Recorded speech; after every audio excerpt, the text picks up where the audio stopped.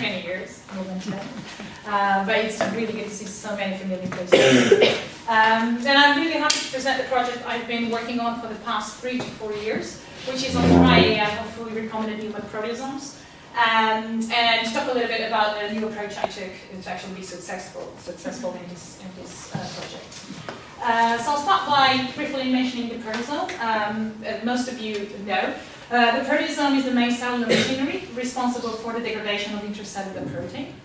And it has a critical role in proteostasis, maintaining, getting rid of unnecessary or damaged proteins in the cells, so degrading them away, and maintaining a healthy equilibrium of proteins. So it is a key cell regulator of many different processes in the cells, such as cell cycle, DNA repair, transcription regulation, etc. It is composed by a proteolytic core particle, also known as a 20S proteasome. And the 20S proteasome is built by 4 different rings, each one of them composed by 7 subunits. So the 2 outer rings are composed by alpha subunits, and the 2 inner rings by beta subunits. And the proteolytic active sites are located in a needle cavity in the beta rings. And from 7 beta subunits, only 3 are proteolytically active, namely by beta 1, beta 2, and beta 5. And each one of them has a different proteolytic activity. So for instance, beta 1 has a caspase-like activity, beta 2 trypsin-like activity, and beta 5 chymotrypsin-like activity. But if we now look at the outer ring on the outside, what we can see is that the channel is blocked by these N-terminal loops. So the 20S proteasome on its own has very limited proteolytic activity, mostly against small peptides and unfolded proteins, and it needs the binding of regulatory particles to be fully activated, and so opening up the channel of the substrates to go in. Now, there are a number of different types of regulators that can bind a proteasome, ATP-dependent and ATP-independent. And the most well-known proteasome regulator is the so-called 19S regulatory particle, that together with the 20S form what is called the 26S proteasome. And when most people talk about the proteasome, this is the type of proteasome everyone thinks about, is the 26S proteasome. But there are at least 2 other families of proteasome regulators that are as important as the 19S, but much less characterized.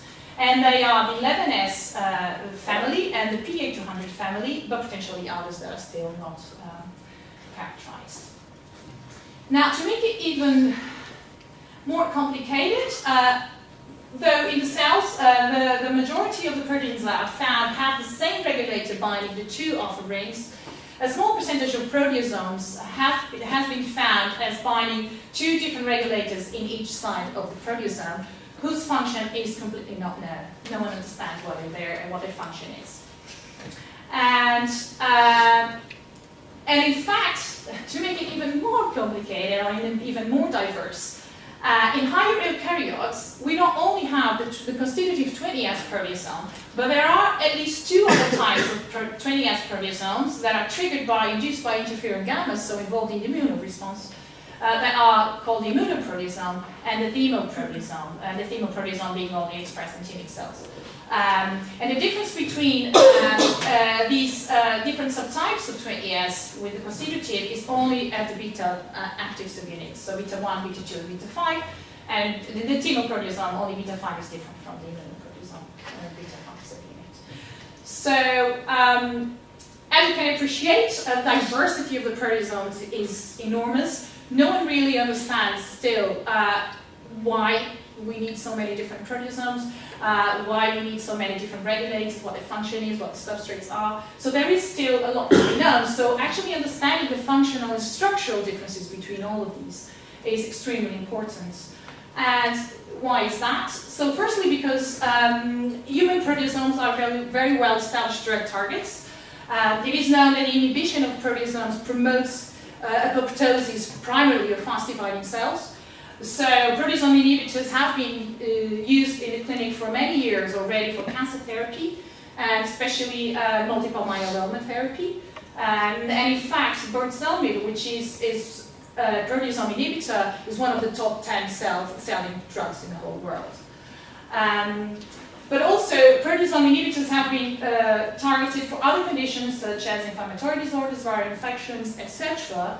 And on the other hand, reduced proteasome function is associated with neurodegenerative disorders, so it is really important to understand the differences and actually structural differences between all these variants to study this. But the most important thing is that most of the drug development has been relying on these proteasomes because it's much easier to obtain. And we know that the ligand binding properties of these proteasomes are not the same as human proteasomes, and at the same time you can't really use these proteasomes to study constitutive, immuno or chemoproteasomes and actually design drugs that are specific for each one of these. So there is an urgent need for more specific targeting. And on the other hand, though we understand the subunit architecture of the proteasome, there's still a lot of functional mechanisms we don't understand. We don't understand how substrates are recognized and engaged, how translocation happens, etc. But there are a number of challenges and limitations when studying human proteasome. So it is really difficult to obtain endogenous samples, and there is a lack of mutagenesis studies, and obviously a limited availability of purified samples, particularly if we're talking about the less abundant variants. And this is obviously common to many other systems, and many different labs have been relying on recombinant approaches to overcome this. And the advantages are obvious. So with recombinant systems, the systems are flexible. You can play with composition. You can do mutational studies, and then you get usually high yields with pure samples in a cost-efficient way. So recombinant systems have been used and are particularly useful in structural biology. But in the case of the proteasome, many different labs across the world have been trying to do this, but they have been failing so far. And two of the main reasons for this is that there is a high number of subunits, so it makes the cloning task really challenging. And on the other hand, due to the tightly regulated biogenesis pathway. And here I'm just showing you a model of what we know now about the assembly, the 20S assembly. I'm not going into detail about all the single steps on this. What I just want to point out with this scheme is just to tell you that in order to assemble a full active 20S proteasomes, there is a number, at least 5 chaperones that are required for the incorporation of each one of the subunits, and this has to be highly orchestrated and regulated in a way that each subunit has to be incorporated in a specific time. So in case of beta subunits, beta 2 first, beta 3, etc., etc. And this has to be highly regulated. So actually, when we're talking about cloning or recombinantly expressing 20S proteasomes, we're not only talking about the 14 constitutive genes, we're talking about 5 more genes for the chaperones and making already a total of 19 genes. But what would a recombinant approach mean? What could we do with it? So obviously, that would allow us to study, any kind of subtype of the 20S proteasomes. We can do mutational studies, some of which found in patients, which hasn't been possible before. We could go back to the biogenesis pathway and look at the precursors and actually find out how the assembly mechanism is really done, and then obviously we could look at the regulation and study the function and different functional differences. Now, we decided to do just that and try to recombinantly express proteasomes, but try to do something different from what other groups have done. So we decided to initially look at the 3 most commonly used recombinant systems and try to look at its pros and cons and see which one would suit our needs the best. So firstly, bacterial expression system is the most used system in every lab, and has been used in the proteasome field for the study of the 19S regulatory particle. But the lack of eukaryotic post-translational modifications that could be implicated in the proteasome assembly made us discard this option immediately. And then we had 2 options. We would either use insect cells or mammalian cells. So the insect cells, although obviously slightly more costly than the bacterial systems, they do provide the majority of the post-translational modifications. And actually the yields, the expression yields are usually very good. On the other hand, as for the mammalian system, obviously they contain all the post-translational modifications, slightly more expensive than the insect cells, but in our case, we were trying to get an homogeneous sample and only get the complex we wanted to study. We didn't want to bring any heterogeneity from the cells, and in order to avoid pulling down transient factors with it, we decided to discard the mammalian system as well and focus on the insect cells instead. Now, if you're not familiar with insect cells expression, so one of the most commonly used systems is the so-called Multipack baculovirus insect cell that was developed by Ingrid Berger many years ago. And I'm just putting here key steps in this approach. So initially, all the genes of interest have to be cloned in acceptor and donor vectors that can then be fused in a single plasmid. And then that plasmid is transposed into a Multipack baculovirus genome, and that is amplified in E. coli. And the colonies are screened by a blue-white selection. So then the DNA is purified, and that is used to transfect insect cells where the viruses are generated and then amplified to high titer. And then the high titer virus is used as a stock where you then infect insect cells in large scale for the production of your protein with many, many liters of insect cell. Now, in the multipack system, the first step and the most crucial step, obviously, is to clone all your genes of interest. This system contains 5 different vectors that you can use. It is mandatory that you use an acceptor vector, because these are the ones that contain the transposition sites that you need to transpose into the baculovirus. But then you can use none or all the 3 donor vectors. Now, the traditional multipack cloning involves the use of not very efficient restriction enzymes. And the way you incorporate a gene is almost like an iterative process where you insert one gene at a time by cutting and pasting and then doing gel extractions, DNA purifications, ligations, then go back, insert another one, then go back, insert another one. And you do that for every gene and in each of the vectors. But as you can appreciate, as the number of genes increases, so does the challenge of this task, and that is inversely proportional to the success rate. But on the other hand, one of the big advantages of this is that once you actually have your genes cloned in each of these vectors, you can use the pre-recombinase step, where you make use of the LOXP sites that each one of the vectors have, and then you get a single plasmid with all your genes that you can use then to generate your viruses. So this is a big advantage.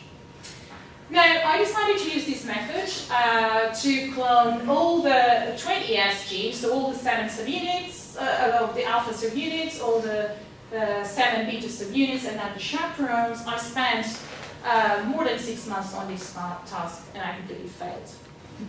So at this point, which is not surprising because we're talking about 19 genes, but at this point we had to stop and start thinking about what else we could do to make this work. So next one, I came across in vivo assembly cloning, or IVA cloning. So Javier Garcia-Nafia in Ingrid Berger's lab in the LMB was about to publish a paper about this new cloning method based on a poorly characterized RECA-independent pathway.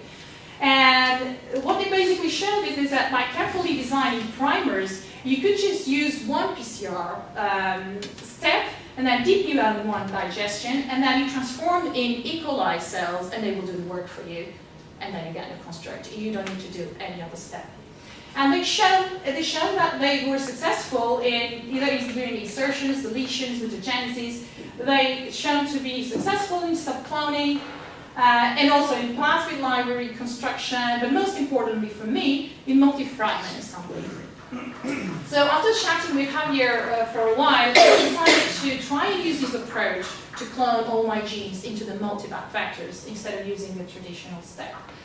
And so I decided to design an approach that was easy, flexible, but also universal, so that I could use any gene without having to redesign the primers every time I had a different gene to incorporate. And what I'm going to show you here is the 3 steps I designed. that could potentially be even useful for you, and I'm very happy to discuss it afterwards with anyone that is interested. And this is still not published. The initial step, what you have to do is design primers that are specific. These are the only primers that are specific for your genes, where you have overhangs that are compatible with the overhangs you will have designed for your vector. To amplify your vector and your gene of interest with overhangs compatible, you basically do a PCR, you DPN1 digest, transform, that's it. And now you have your promoter and terminator that are needed for expression in insect cells. So you have to do these for every, you can use traditional cloning for that as well if you prefer. But the key point is that you then have every single of your genes of interest with a promoter and terminator. After you do that, you go to step 2, which is the multi-assembly step. And on this step, I designed universal primers that can use any gene, it doesn't matter. And you can incorporate 4 to 5 genes in one go, in one PCR reaction, in a multipack vector. So you basically, I designed overhangs that are compatible to the following gene, and the same for each one of them. And then you have to amplify your vector as well with overhangs that are compatible with the first gene and the last gene. And then you basically DPN1 digest, same thing, transform, that's it. And then you get your genes incorporated. These overhangs have unique sequences and also unique restriction sites for following screening. And in step 3, in case you need even more genes in each one of these vectors, you can even combine 2 of these vectors together by a single PCR reaction where you amplify basically one of the 2 vectors together, one of them just containing the inserts, the other one the whole vector. And then same thing, DPN1 digestion, transformation, and that's it. And then you need to do the screening. And now, obviously, these restriction sites are really useful, and because it's even more important when you have many genes, then you need to screen for your inserts. So you can actually use any combination to make sure that you send for sequencing only those colonies that are the positive ones for every sample. So what you can end up with is potentially an acceptor vector with 8-10 genes on it, the same for each one of these donor vectors, and if you like, you can then do a Krylux reaction and actually get everything in single plasmid to generate your viruses. And having, obviously, using universal primers. And so if we now look at the most used methods for cloning in baculovirus systems, what we can see is that with this method, you basically only need multipack vectors that you may even have laying around in the lab, a set of universal primers, basically one box of primers, PCR reagents, and DPN1 digestion, compared to purification kits, assembly kits that you need for all of these other methods. And you can do this in 2-3 weeks, even going to 24-30 genes if you like. So I did just that. I decided to use this method and apply this to the recombinant system, to the recombinant human proteasomes. So our idea was to initially, start with the 20S proteasome as a proof of principle, and then extend it to the PA200 complex, just to show that the 20S was now competent to bind any kind of regulator. And PA200 is a poorly characterized 200 kilodalton protein. It seems to be involved in spermatogenesis, DNA repair, degradation of acetylated histones, and it is poorly conserved, and it has less than 20% identity with the hist ortholog. And the structure obviously was not known. So these are the constructs I made using the multipack IVA-based method. I cloned all the alpha subunits and the beta subunits. In the multipack factors, I then did Cryo-recombinase reaction to generate a single plasmid, and with that I generated a virus for the 20S. And this way I maintained the stoichiometry of all the single subunits. And then I generated a second virus with all the chaperones and co-infected insect cells with the two viruses. For the 20S PA200 complex, I then generated a third virus where I co-infected with insect cells with 3 viruses when I was looking at this complex.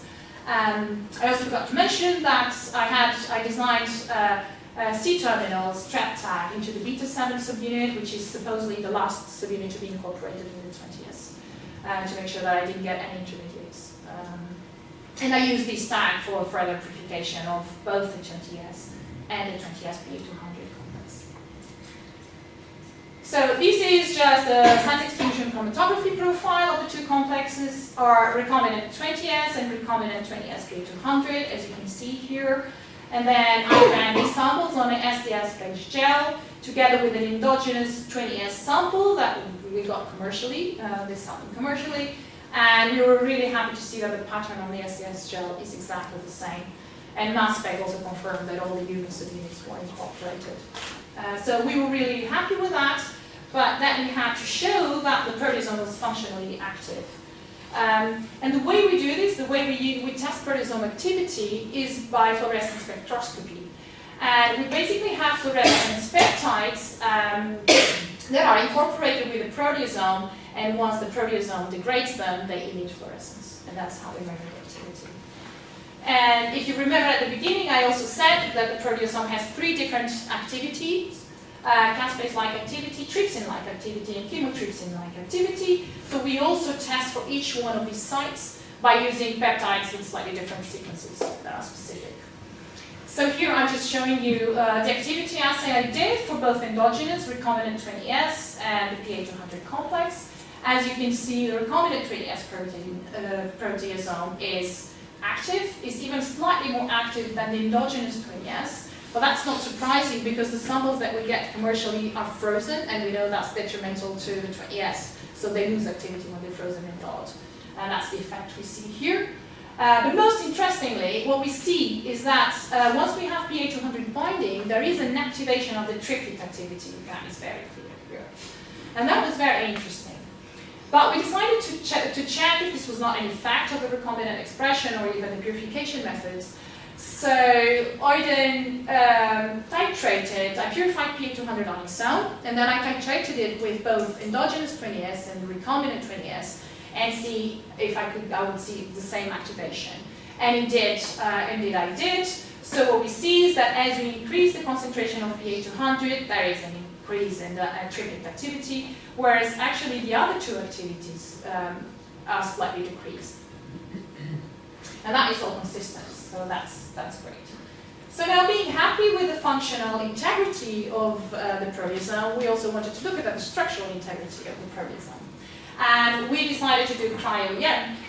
This is a typical micrograph of the 20S sample. I mean, it's really good. You can see the range really well. Everything is really well defined.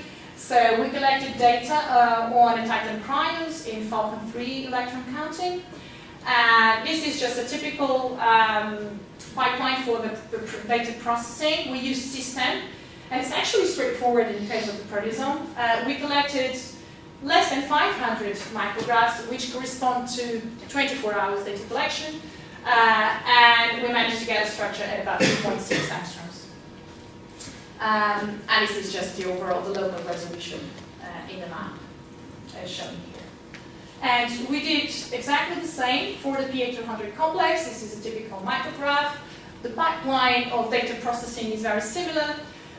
We had to collect a little bit more because the dilution, the concentration was not the same. This is corresponding to about 48 hours data collection on Untitled cryos.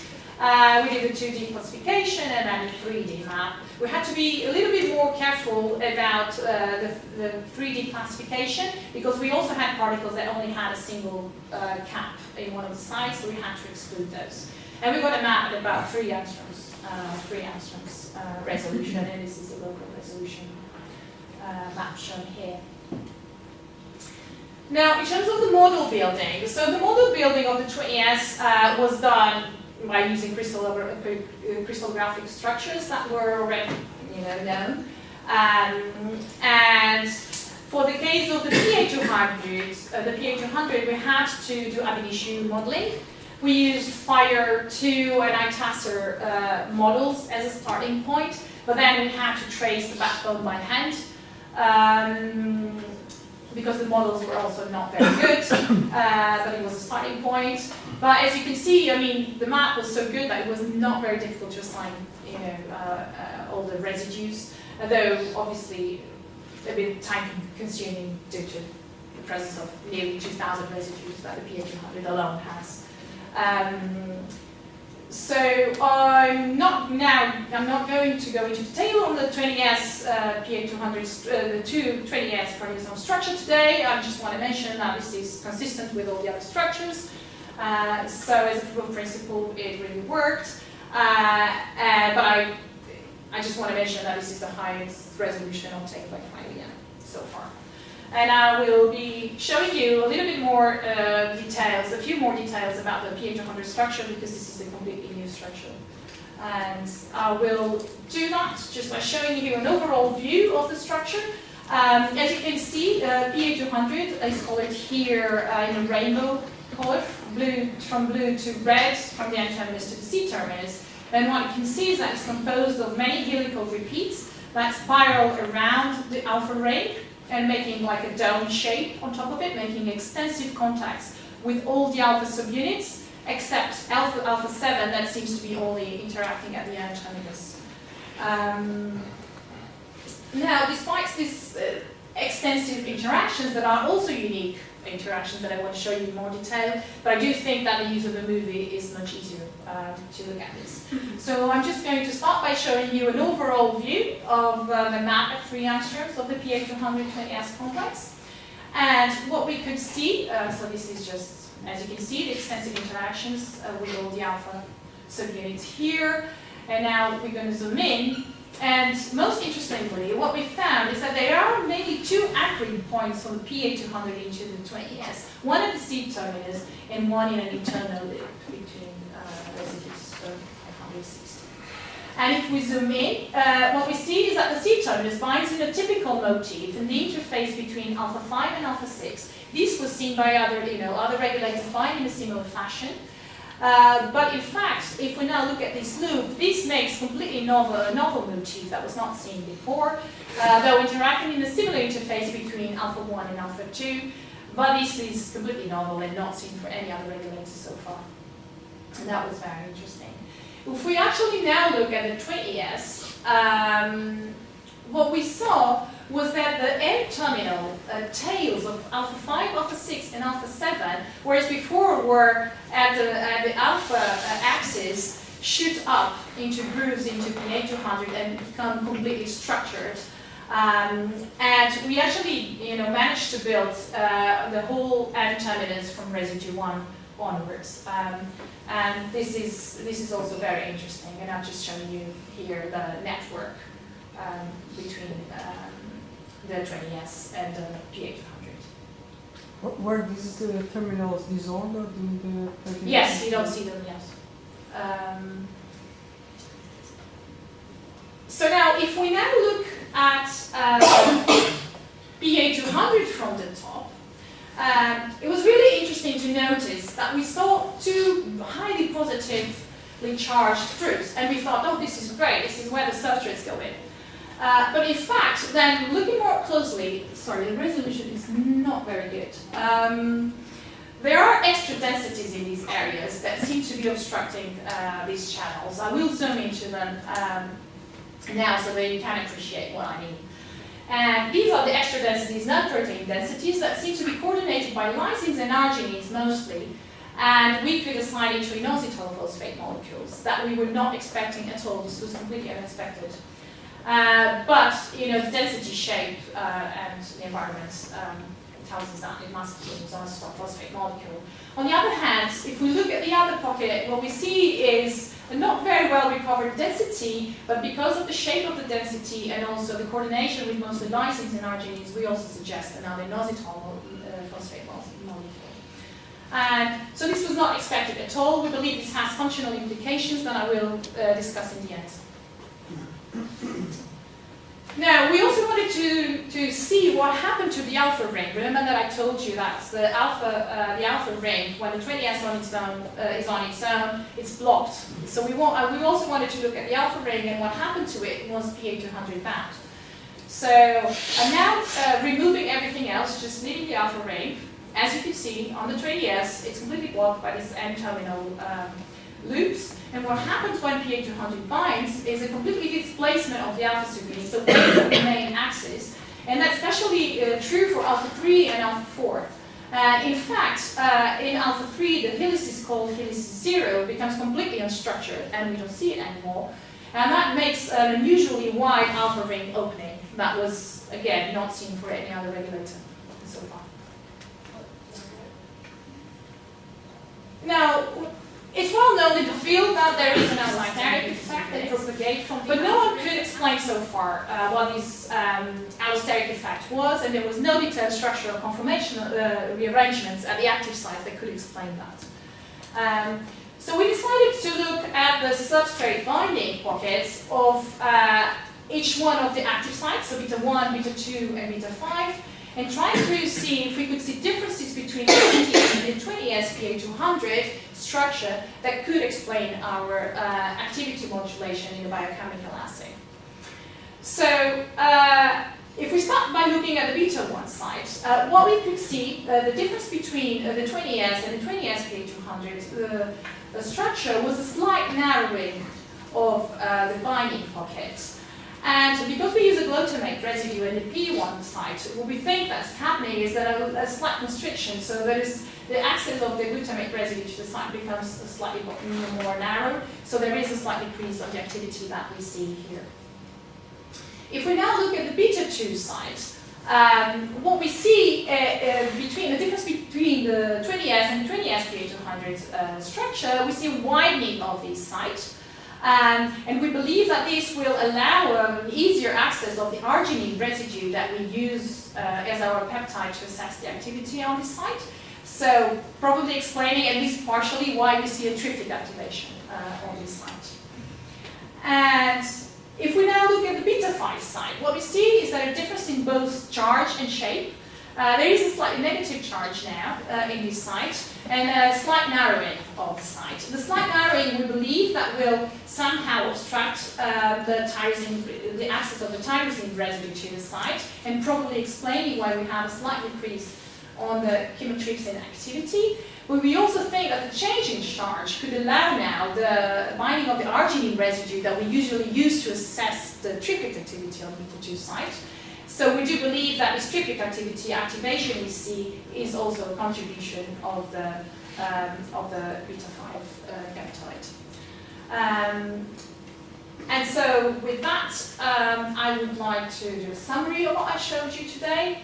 So I showed you today a new cloning method I developed for the universal and low-cost cloning of multi-subunit complexes in multipack vectors, and I showed you how I applied this into the cloning of the human proteasome for the first time.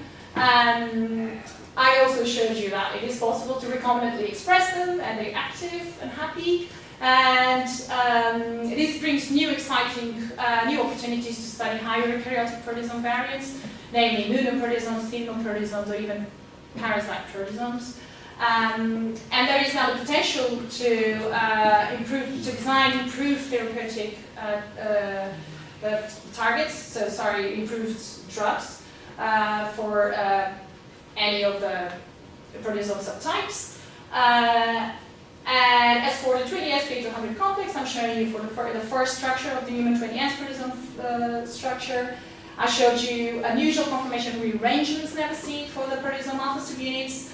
I also showed you that the allosteric effects do propagate to the beta active sites, the beta subunits, and explain the activity modulation we see.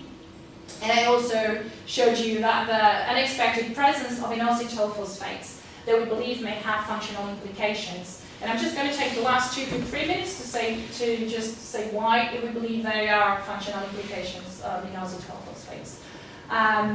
So inositol phosphates are, especially the higher order inositol phosphates, IP4s, IP5s, and IP6, are shown to be really important second messenger signaling molecules. And actually they have been found in many crystal structures, and now with the resolution revolution, more and more cryo-EM structures are finding these molecules in all kinds of structures. Actually, you have a list of some of the mechanisms that involve inositol phosphate molecules, and they are sometimes involved in maintaining the structural fold. But in the case of, for instance, eukaryotic histone acetylation, they do seem to regulate the enzymatic activity of histone deacetylases.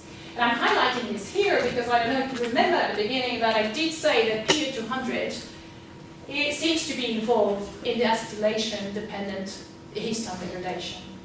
So I'm just showing you a diagram how I picture this now.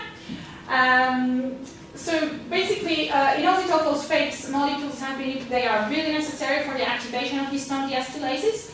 And once they do, there's chromatin condensation.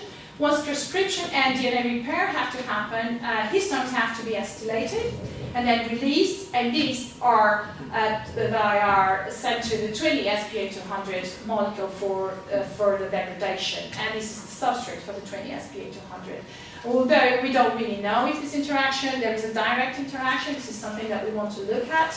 But the presence of inositol phosphatase in these two processes make us wonder if there isn't a regulation mechanism here on these molecules. This is something that we also want to look at some point, either directly or via the kinases. And so with that, I would like to finish by thanking a number of people. So first of all, Paula and Fonseca for giving me all the support all through this project, and obviously Paula and Geneva for the discussions in the lab. IVA cloning, all the advice from Javier Garcia Nafria, great preparation help from Ed Morris at ICR in London.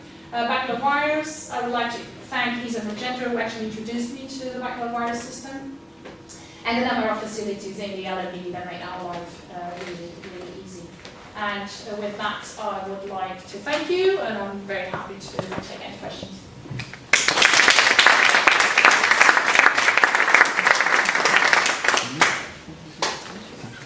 Thank you, Anna. Any questions? From the alpha rings to the active sites on the beta subunits. But no one could explain so far what this allosteric effect was, and there was no detailed structural conformational rearrangements at the active sites that could explain that. So we decided to look at the substrate binding pockets of each one of the active sites, so beta 1, beta 2, and beta 5, and trying to see if we could see differences between the 20-spa200 structure that could explain our activity modulation in the biochemical assay. So if we start by looking at the beta 1 site, what we could see, the difference between the 20S and the 20-spa200 structure was a slight narrowing of the binding pocket. And because we use a glutamate residue in the P1 site, what we think that's happening is that a slight constriction, so there is the access of the glutamate residue to the site becomes slightly more narrow, so there is a slight decrease of the activity that we see here. If we now look at the beta 2 site, what we see between the difference between the 20S and the 20-spa200 structure, we see a widening of these sites. And we believe that this will allow easier access of the arginine residue that we use as our peptide to assess the activity on this site. So probably explaining at least partially why we see a triplet activation on this site. And if we now look at the beta 5 site, what we see is that a difference in both charge and shape. There is a slightly negative charge now in this site, and a slight narrowing of the site. The slight narrowing, we believe, that will somehow obstruct the access of the tyrosine residue to the site, and probably explaining why we have a slight decrease on the chymotrypsin activity. But we also think that the change in charge could allow now the binding of the arginine residue that we usually use to assess the triplet activity on the beta 2 site. So we do believe that this triplet activation we see is also a contribution of the beta 5 peptide. And so with that, I would like to do a summary of what I showed you today. So I showed you today a new cloning method I developed for the universal and low-cost cloning of multi-subunit complexes in multipack factors, and I showed you how I applied this into the cloning of the human proteasome for the first time. I also showed you that it is possible to recombinantly express them, and they're active and happy. And this brings new exciting, new opportunities to study higher eukaryotic proteasome variants, namely immunoproteasomes, thymnoproteasomes, or even parasite proteasomes. And there is now the potential to design improved therapeutic targets, improved drugs for any of the proteasome subtypes. And as for the 20S PA200 complex, I'm showing you for the first structure of the human 20S proteasome structure. I showed you unusual conformation rearrangements never seen for the proteasome alpha subunits. I also showed you that the allosteric effects do propagate to the beta active sites, the beta subunits, and explain the activity modulation we see. And I also showed you that the unexpected presence of inositol phosphates that we believe may have functional implications. And I'm just going to take the last 2 to 3 minutes to just say why we believe there are functional implications of inositol phosphates. So inositol phosphates are, especially the higher order inositol phosphates, IP4s, IP5s, and IP6, are shown to be really important second messenger signaling molecules. And actually, they have been found in many crystal structures, and now with the resolution revolution, more and more cryo-EM structures are finding these molecules in all kinds of structures. And actually, you have a list of some of the mechanisms that involve inositol phosphate molecules, and they are sometimes involved in maintaining the structural fold. But in the case of, for instance, eukaryotic histone acetylation, they do seem to regulate the enzymatic activity of histone deacetylases. And I'm highlighting this here because I don't know if you remember at the beginning that I did say that PA200 it seems to be involved in the acetylation-dependent histone degradation. So I'm just showing you a diagram how I picture this now. So basically, inositol phosphate molecules they are really necessary for the activation of histone deacetylases, and once they do, there's chromatin condensation. Once transcription and DNA repair have to happen, histones have to be acetylated and then released, and these are sent to the 20-SPA200 molecule for further degradation, and this is the substrate for the 20-SPA200. Although we don't really know if this interaction, there is a direct interaction, this is something that we want to look at. But the presence of inositol phosphates in these two processes make us wonder if there isn't a regulation mechanism here on these molecules, and this is something that we also want to look at some point, either directly or via the kinases. And so with that, I would like to finish by thanking a number of people. So first of all, Paula Fonseca for giving me all the support through this project, and obviously Paula Engineer for the discussions in the lab. IVA cloning, all the advice from Javier Garcia Nafria, great preparation help from Ed Morris at ICR in London. Baccalaureates, I would like to thank Isa Magento who actually introduced me to the baccalaureate system, and the number of facilities in the LMB that make our life really easy. And with that, I would like to thank you, and I'm very happy to take any questions.